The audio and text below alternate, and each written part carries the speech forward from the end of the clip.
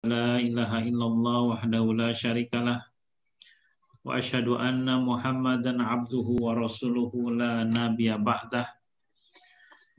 Allahumma shalli ala sayyidina Muhammadin wa ala alihi wa ashabihi wa ansarihi wa junudihi wa man tabi'ahum bi ihsani illa yaumiddin, amma ba'd.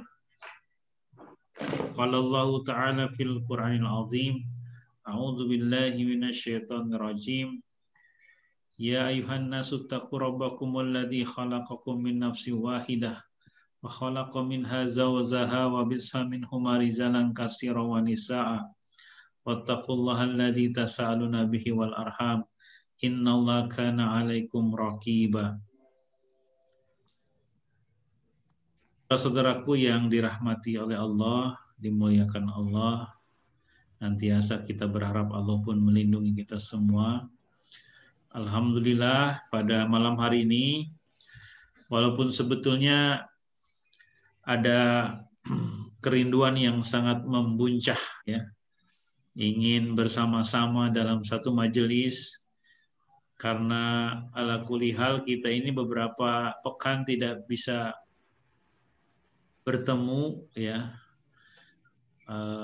Namun kondisi di Kota Waringin Barat memang informasi terakhir COVID-19 semakin meningkat penambahannya dan tidak sebanding dengan penambahan hafalan kita, gitu ya.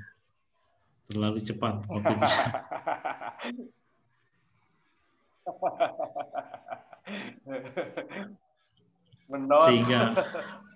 Sehingga saya putuskan malam hari ini, biasanya kita kolaborasi offline online, kita online saja. Semoga ini tidak mengurangi khidmat kita, tidak mengurangi kehusuan kita dalam thalabul ilmi, ya. Dan saya harus sampaikan malam hari ini tentunya saya sangat bahagia masih bisa menatap wajah-wajah yang penuh senyuman, ya. Semangat, apalagi wajah Pak Lukman ini, ya, sekian lama nggak bertemu, kok wajahnya semakin muda, gitu ya. Makanya profil tahun berapa itu, ya? Timuan kamera, Ustaz. Ya, itu asal nggak foto SMA, ya. Waktu SMA, ya. Alhamdulillah, saya sangat bahagia bisa bertemu, berdiskusi kembali, dan saling menyemangati. Karena kadang saya pribadi jika bertemu dalam sebuah majelis ini, walaupun mungkin saya yang memberikan materi, gitu ya, tausiah, tapi saat melihat respon teman-teman yang begitu semangat, saya yang justru termotivasi, ya. Ada rasa bahagia saat apa yang saya sampaikan itu direspon dengan baik, didiskusikan, gitu ya. Ini ada rasa semangat, gitu ya. Dan alhamdulillah Liko kita ini termasuk yang senantiasa bersemangat, ya, berdiskusi dalam banyak hal, dan ini juga memotivasi saya untuk senantiasa berusaha membersamai antum semua dalam Liko kita, ya. Nah, pada malam hari ini kita akan berdiskusi berkenaan dengan satu hadis di hadis Arba'in An-Nawawiyah, yaitu hadis ke-13, ya. Hadisnya sudah Ana share di grup, ya. Nanti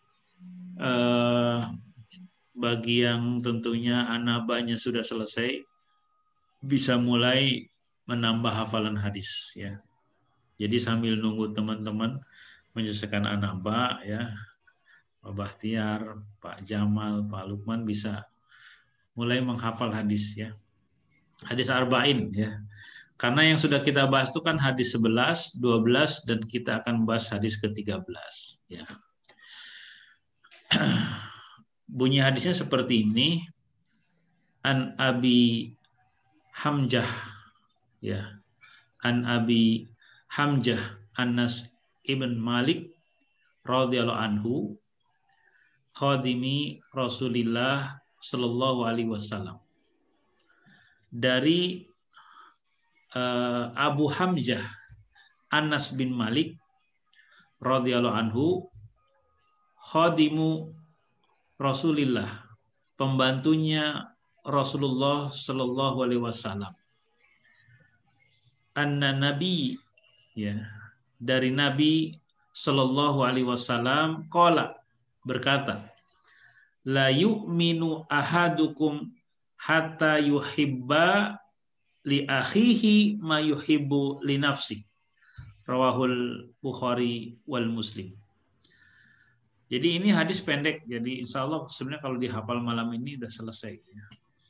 An Abi Hamzah Anas Imam Malik radhiyallahu anhu, khadimi Rasulullah sallallahu alaihi wasallam, anna Nabi sallallahu alaihi wasallam qala, ya.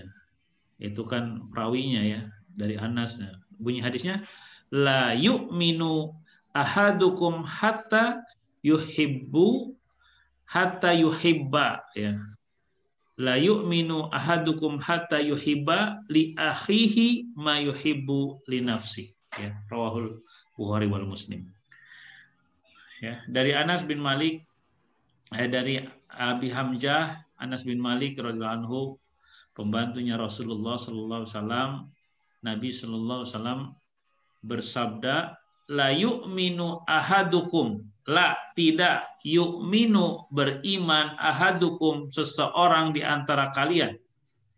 Ya, la, tidak, yu'minu, beriman, ahadukum, seseorang di antara kalian, hatta, hingga, ya, hatta, hingga, yuhibbali akhi, hingga yuhibbali akhi, dia mencintai li akhihi, saudaranya, ma, seperti yuhibbu li nafsi, dia mencintai saudaranya seperti mencintai li nafsihi, dirinya sendiri. Diriwayatkan oleh Bukhari dan Muslim. Nah, jadi malam hari ini kita akan membahas hadis pendek, ya, berkenaan dengan, sebetulnya para ulama mengatakan ini tentang ukhuwah, ya, tentang ukhuwah. Ya. Bisa juga dikatakan ini adalah tentang keimanan, ya. Kita coba bahas penjelasan hadisnya. Saat Rasulullah bersabda, la, tidak, yu'minu, beriman. Ya. Ini sebetulnya secara letterlek, arti dari la yu'minu itu adalah tidak beriman. Ya, tidak beriman. La yu'minu, tidak beriman. Ya. Namun orang Indonesia itu nggak tega kalau ngomong tidak beriman.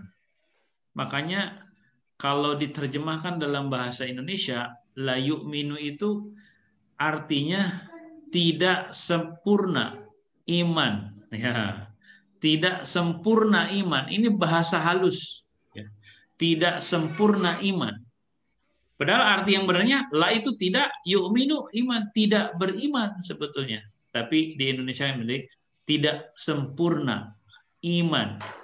Ahadukum, seseorang di antara kalian, hatta, sampai. Jadi gini, iman kita, ya, iman kita tidak akan sempurna. Akidah kita yang senantiasa menjadi pondasi dalam ibadah ini tidak akan sempurna. Bahkan kalau bahasa letterleknya, tidak beriman kita, ya, tidak beriman kita. Sampai, ya, sampai barometer iman di sini. Barometer imannya sih, tolok ukur iman itu di sini. Sampai yuhibba li akhihi, sampai kita mencintai saudara kita, ma yuhibbu li nafsihi, seperti mencintai diri kita sendiri. Ini kalau hadis ini benar-benar dipahami oleh kaum muslimin, maka kaum muslimin akan senantiasa memiliki karakter yang saling menghargai.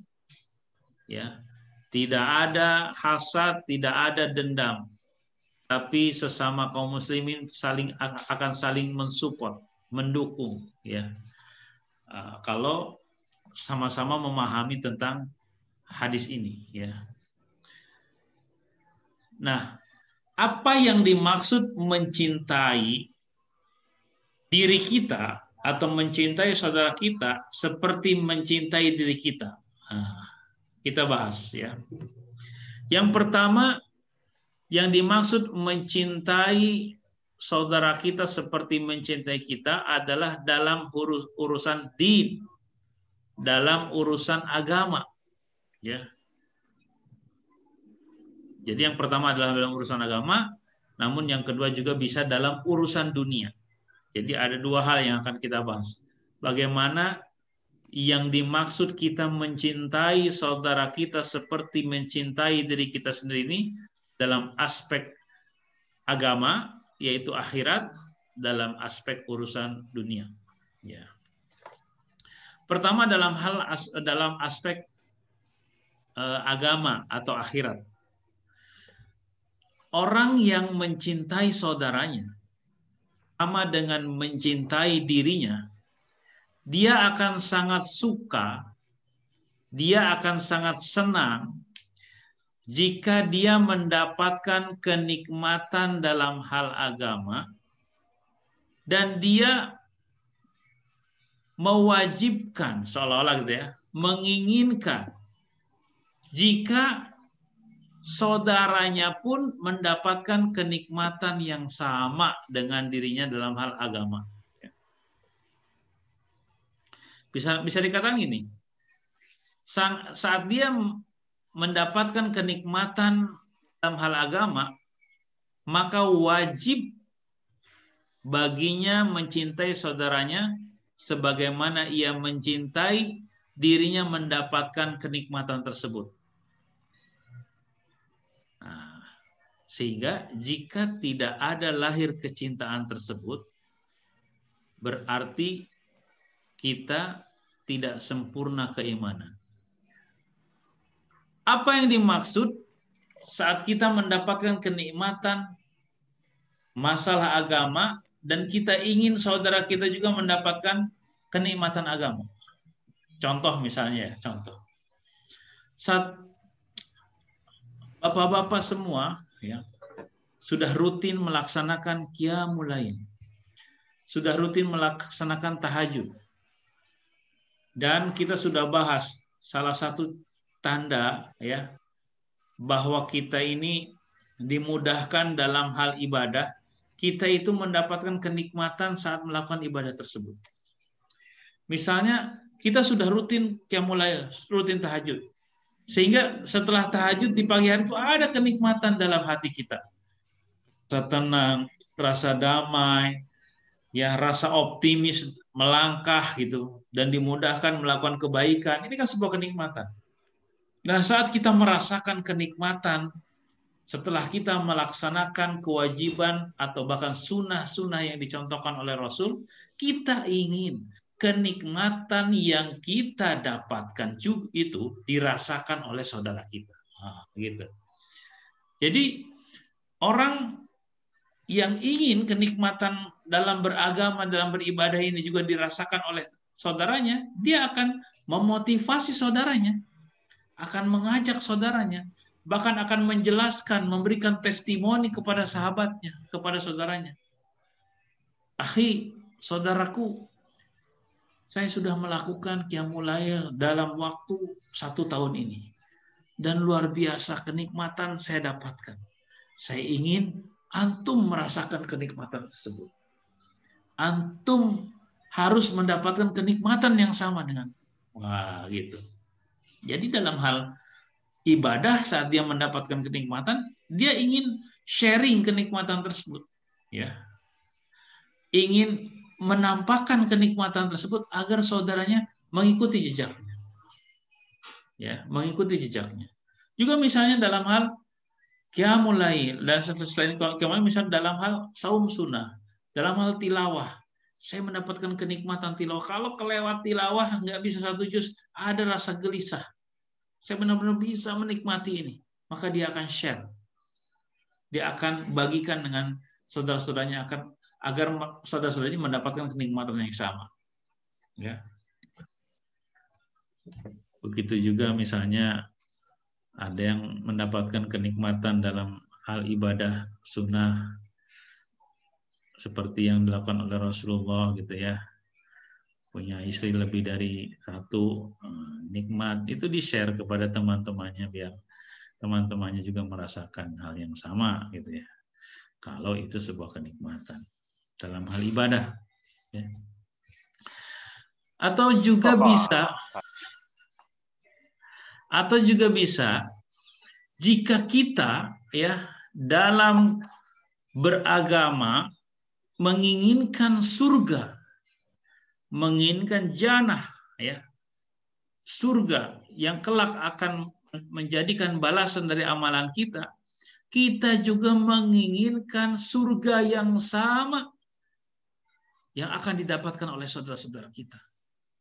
Maka kita akan berusaha mengajak saudara-saudara kita ya agar memiliki kualitas dan kuantitas yang sama dengan kita ya, agar kelak bersama-sama di surga, bersama-sama dalam sebuah kenikmatan akhir. Ini yang dimaksud bagaimana mencintai saudara kita sama seperti mencintai diri kita. Apapun yang kita rasakan sebuah kenikmatan, kita ingin saudara kita merasakan kenikmatan tersebut. Dalam hal-hal agama, ya, dalam hal ibadah gitu ya. Ada mungkin makanya kita ingin kultum itu bagian dari sharing ya. Yang punya kelebihan dalam hal saum sunnah silahkan kultum, dan testimoni pengalamannya mendapatkan kenikmatan saat saum sunnah. Harapannya ini bisa diikuti oleh saudara-saudaranya ya, oleh saudara-saudaranya. Maka sudah selayaknya kita senantiasa saling mengingatkan tawassobil haq wa tawassobis sabr, agar semua saudara-saudara kita merasakan nikmat yang sama dalam hal ibadah ya. Begitupun dalam hal kemaksiatan. Ini ya, urusan agama, urusan akhirat. Begitupun dalam hal kemaksiatan. Kalau kita membenci sebuah kesyirikan, sebuah bid'ah ya, sebuah kemusyrikan, sebuah kemaksiatan, kita benci dan kita tahu itu menjadi sarana ya kita untuk mendapatkan azab Allah. Maksiat itu menjadi sarana kita untuk mendapatkan siksanya Allah. Kita benci itu semua. Kita tidak suka kemaksiatan tersebut. Maka saat kita mencintai saudara kita sama dengan mencintai diri kita, kita pun harus mengingatkan saudara-saudara kita yang terlalai, ya, tersalah melakukan kemaksiatan tersebut. Maka dari itu sebetulnya saudara yang paling wajib kita bantu saat dia kena musibah adalah saat dia ditimpa musibah berupa maksiat. Ya, ditimpa musibah berupa hilangnya semangat ibadah. Ini yang harus kita tolong, ini yang harus kita selamatkan, ya. Kita datangi, kita tengok gimana antum sekarang qiyamul-lailnya gimana, saum sunnahnya gimana, hafalannya gimana, ayo dimotivasi bareng-bareng.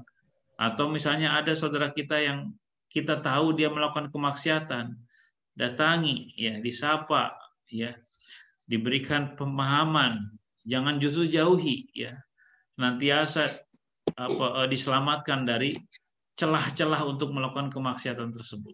Ya.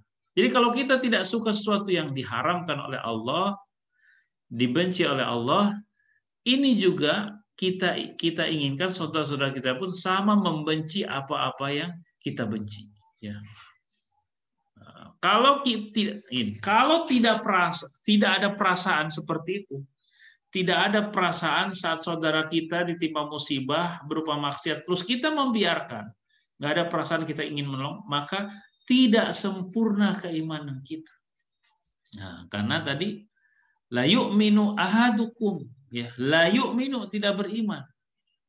Tidak beriman. Saat kita membiarkan saudara kita bergelimang dosa, melakukan kesalahan, kita tidak mendekatinya, tidak menyapanya, tidak menolongnya, maka tidak sempurna iman kita.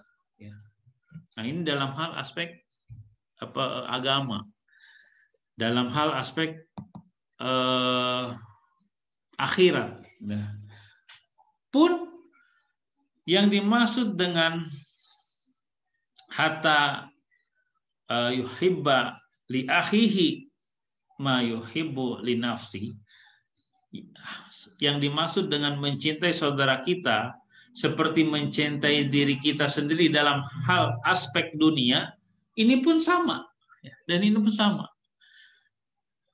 Ya, jadi orang yang mencintai saudaranya sama dengan mencintai dirinya, dia sangat suka jika dirinya memperoleh dunia, memperoleh rezeki, maka ia pun suka saudaranya mendapatkan rezeki yang sama, mendapatkan kenikmatan dunia yang sama.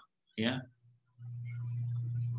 misalnya kita misalnya dapat sebuah peluang bisnis, dan bisnis itu ternyata sangat menguntungkan, ya, sangat menguntungkan. Dia ingin keuntungan yang didapat dari proses bisnis ini juga akan didapat oleh saudaranya. Maka dia akan share sama saudara, diajak saudara, nih, saya punya bisnis baru ini luar biasa menguntungkan. Ayo antum gabung sini. Ya. Antum gabung sini. Ya. Nah, ini sebetulnya dalam hal rezeki, dalam hal usaha, jika orang-orang menjalankan pemahaman hadis ini, maka rivalitas persaingan itu akan persaingan yang sehat. Bukan saling sikut, saling tendang, saling menjatuhkan, ya. Dalam hal misalnya karir, pokoknya nggak mau orang lain bisa lebih baik dari kita, ya. Pokoknya disingkirkan, ya. Dalam hal bisnis misalnya dicari titik lemahnya, gitu, saling menyembunyikan trik dan sebagainya. Nah, ini kan di luar pembahasan kita ini. Itu sudah masuknya ke hasad. Hasad itu kebalikannya dari hadis ini. Kalau kita memahami hadis ini, maka dia akan mengajak bergandengan saudaranya untuk maju bersama. Ya. Saat karir dia bagus, dia punya triknya, punya tipnya, maka dia bagikan kepada saudara ini. Kalau antum ingin punya prestasi seperti saya, lakukan ini, lakukan ini. Dalam hal bisnis misalnya kita punya resep dan sebagainya, sesama pedagang, maka kita share, ya. Ini saya punya resep seperti ini, ayo kita sama-sama maju, ya. Karena kita juga sudah bahas bahwa rezeki kita itu tidak akan tertukar, ya. Rezeki kita itu tidak akan tertukar, ya. Ya, kalau kita lewat di jalan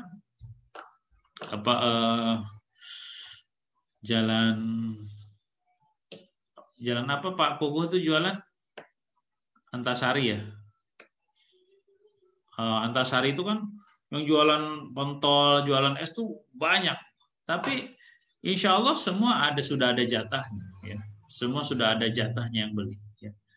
Jadi saat kita membagi trik kita, tip kita, ya, peluang kesuksesan kita kepada orang lain, itu tidak akan sedikit pun mengurangi jatah rezeki kita, ya. Ini ada sebuah kisah, ya. Ada sebuah kisah seorang petani sukses.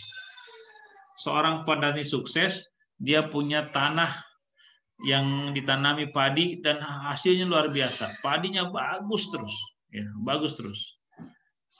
Lalu akhirnya ada yang bertanya, apa kiatnya? Kok padi Anda ini bagus semua? Seperti apa cara pengolahannya?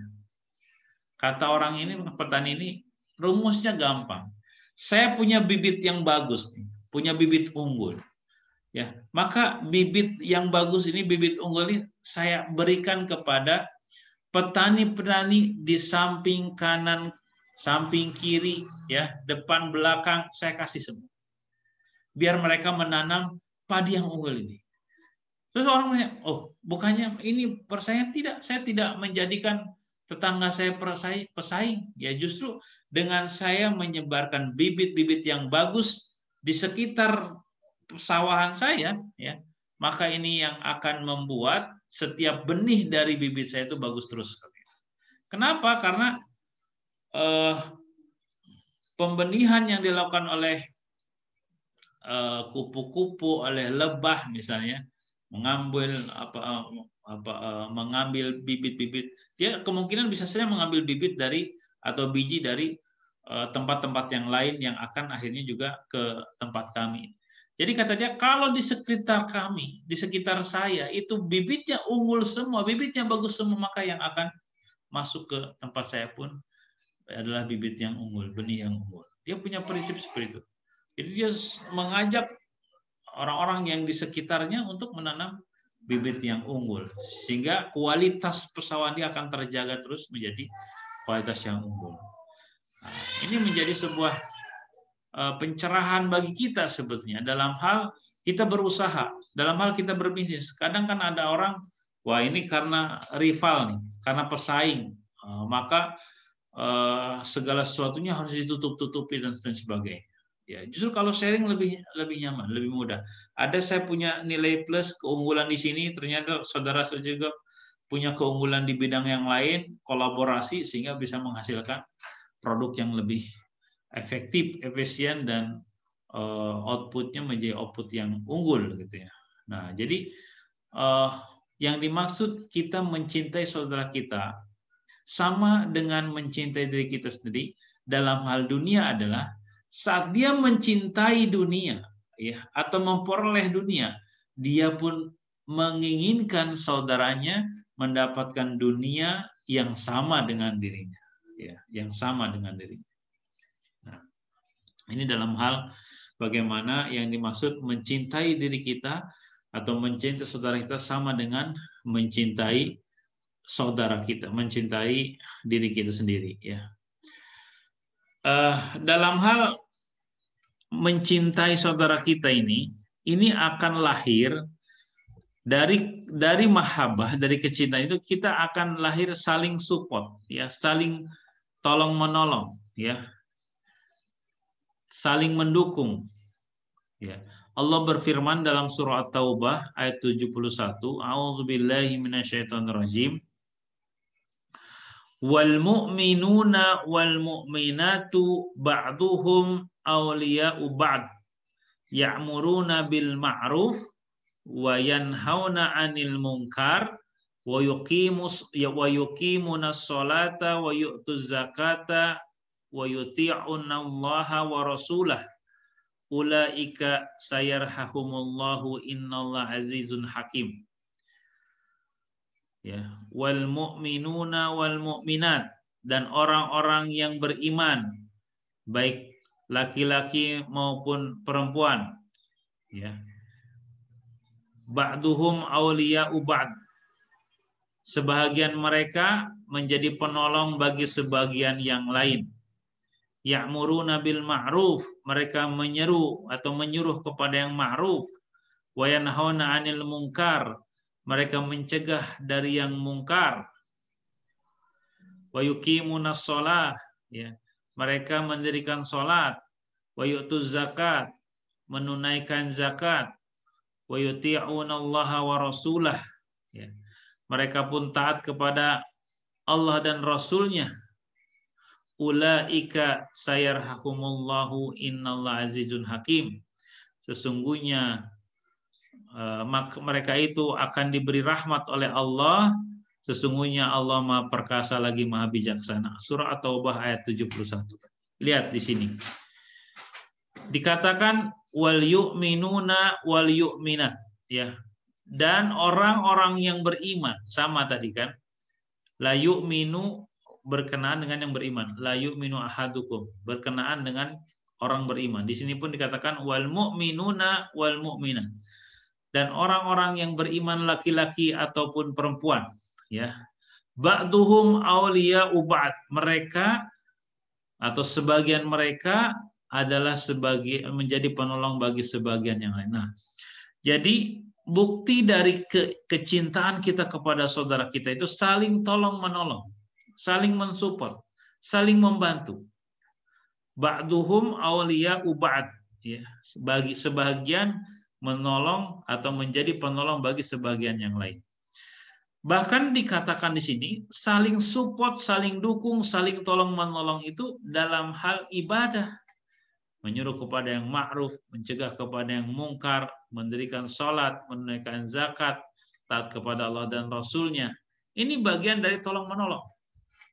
Jadi tadi ya, setelah kita mengurai tentang yang dimaksud mencintai saudaranya seperti mencintai dirinya, baik dalam aspek akhirat maupun aspek dunia, aplikasinya dalam kehidupan kita saling tolong menolong dalam hal kebajikan, saling support, saling mendukung, saling memotivasi untuk menyeru kepada yang ma'ruf, mencegah kepada yang mungkar, mendirikan sholat, menunaikan zakat, taat kepada Allah dan Rasul-Nya. Nah, ini bagian dari kecintaan kita saling tolong menolong, ya.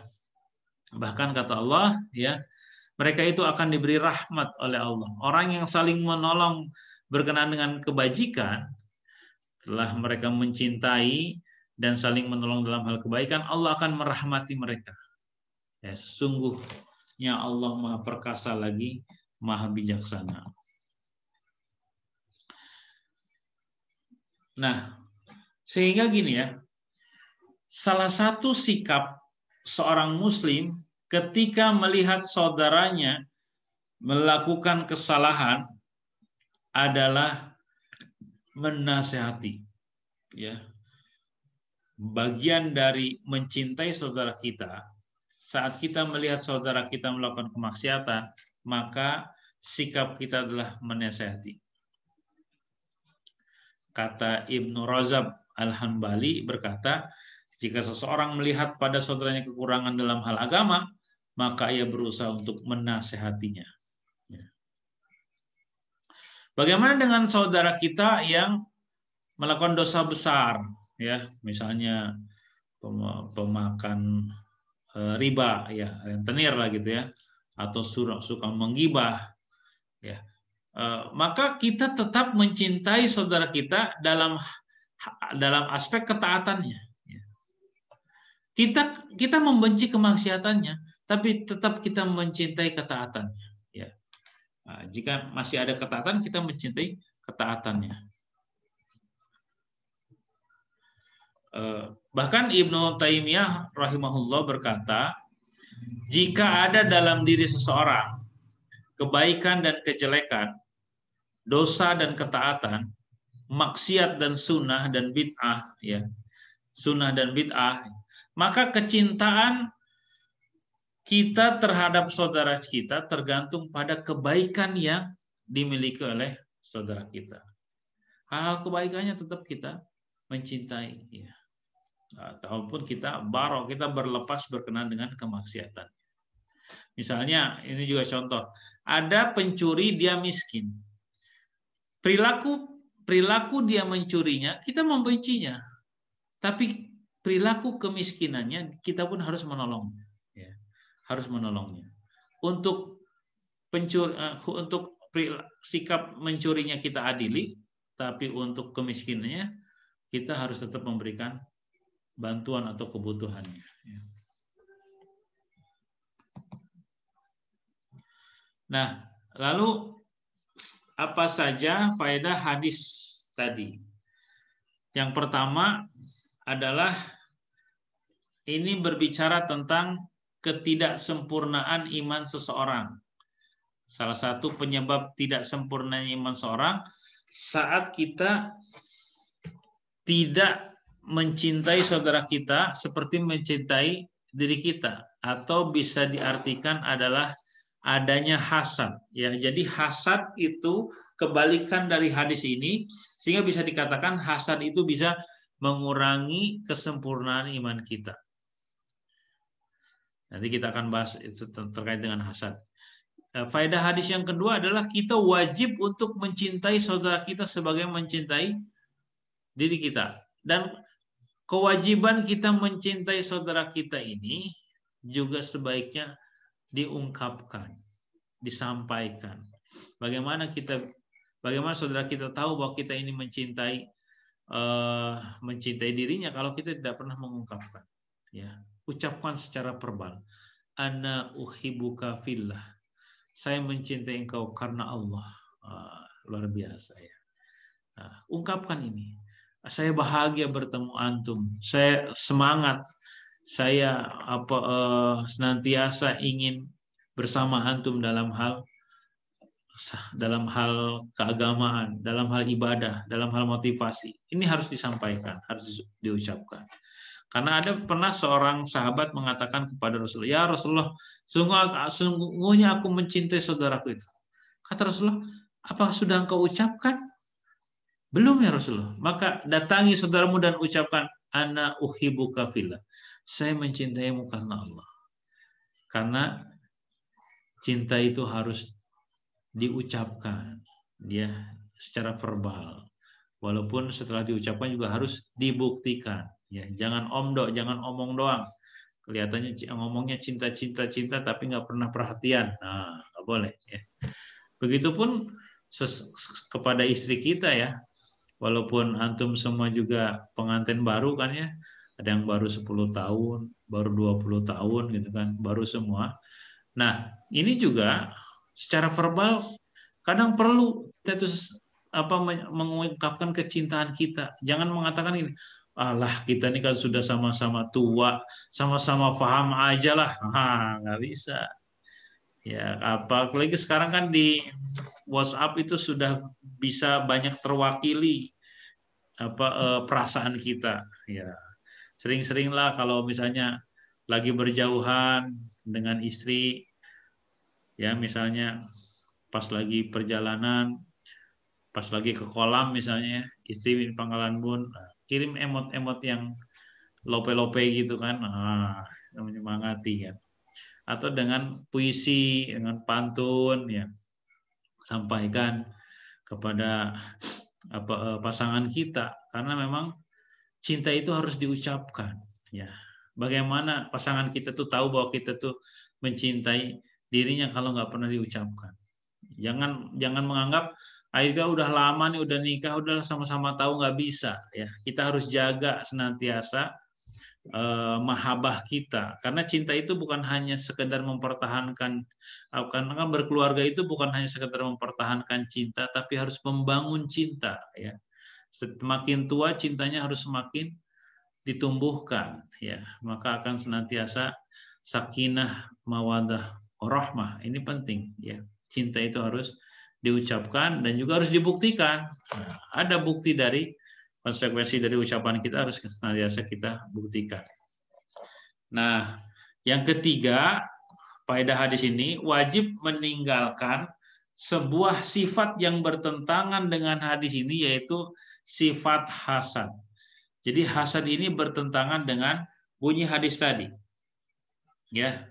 Karena hasad itu intinya, hasad itu menginginkan atau berangan-angan nikmat orang lain itu hilang.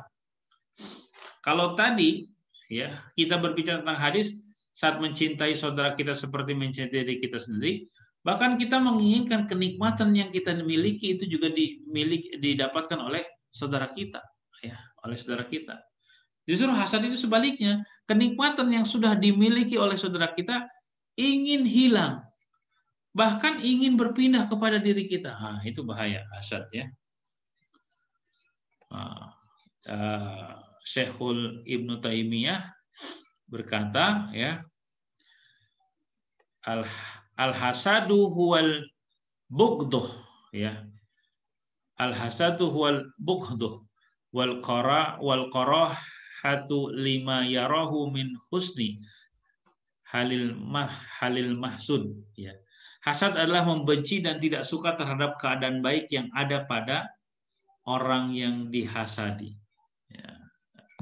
Nah, hasad itu ada beberapa tingkatan.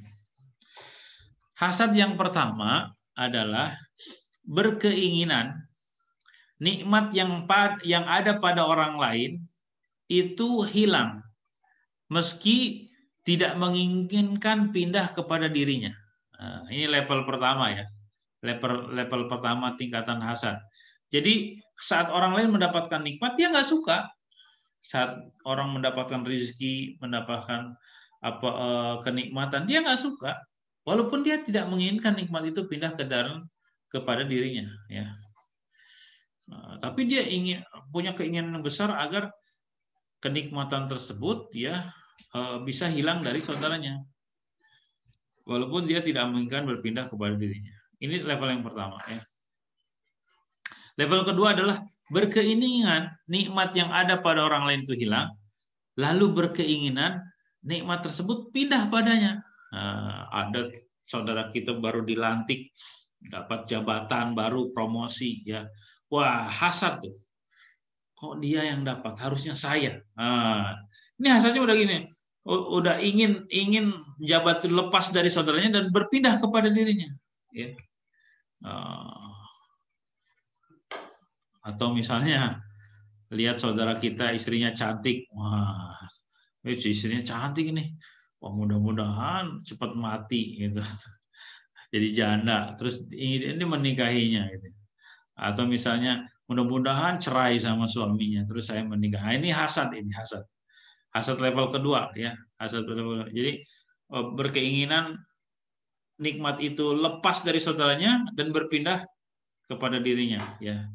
Dia sangat berharap ya, sangat berharap bahwa nikmat tersebut pindah kepada dirinya ya. Atau ada tadi orang mempunyai jabatan, semoga misalnya dia ketangkep KPK gitu, terus jabatannya akhirnya didapatkan sama dia. Nah, ini nggak boleh juga sebenarnya, nggak boleh ya, nggak boleh juga. Sama dengan yang kedua, nggak boleh. Lebih parah ini kan, bahwa dia ingin kenikmatan itu berpindah kepada dirinya.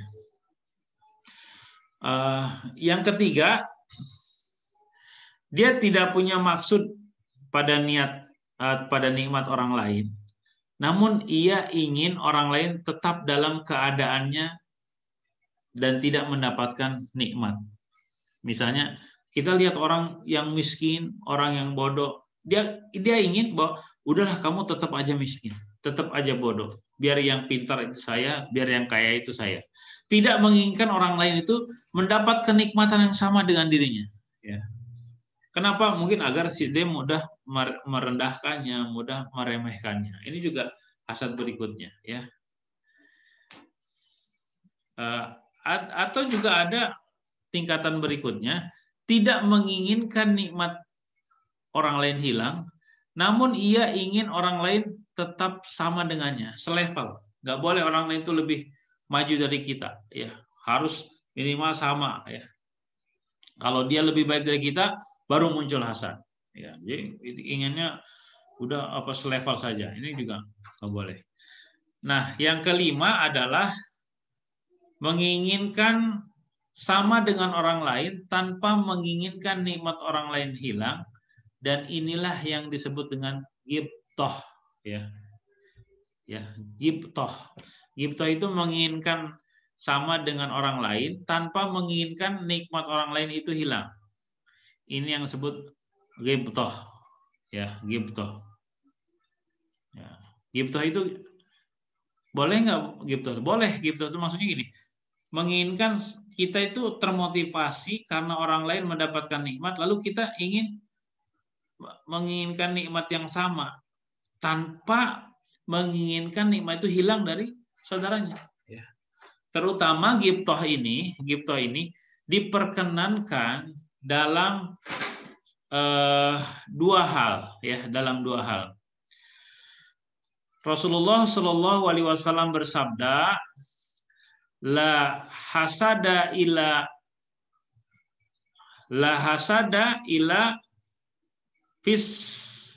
fisnasain ya.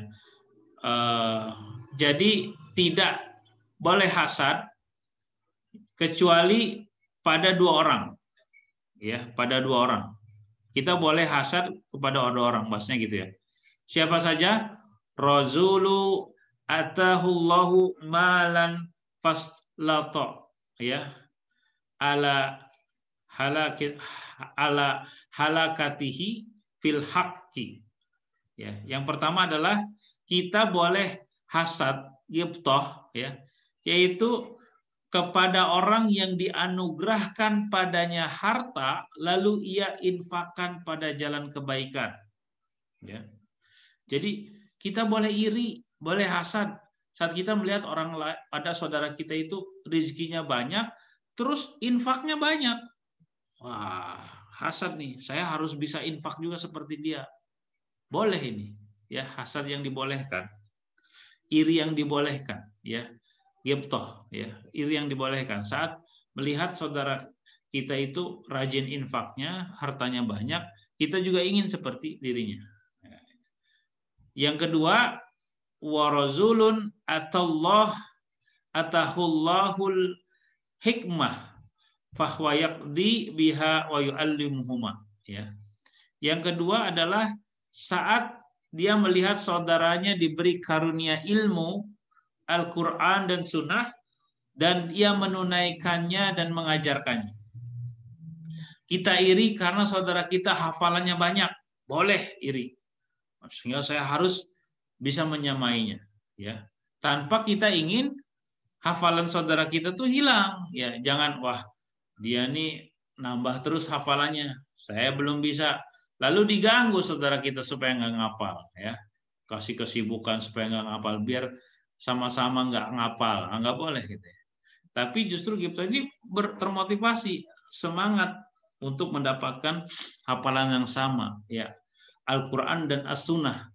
Jika kita melihat orang yang tekun dalam Al-Quran, tekun menjalankan Sunnah, lalu kita iri. Kita iri. Kita harus bisa Al-Quran, kita harus bisa menjalankan As-Sunnah. Nah, ini yang dibolehkan, ya. Ini yang dibolehkan. Ini yang dimaksud dengan berlomba-lomba dalam hal kebaikan, ya. Wa fi dzalika falyatana fasil mutanafisun. Dan orang yang demikian itu hendaklah orang yang berlomba-lomba, fastabiqul khairat, berlomba-lomba untuk meraih kebaikan-kebaikan, ya. Demikian, ya, penjelasan dari hadis nomor 13, hadis Arba'in Nawawiyah, ya, yang ini berbicara tentang bagaimana kita mencintai saudara kita seperti mencintai diri kita sendiri. Wallahu a'lam bishawab. Assalamualaikum warahmatullahi wabarakatuh.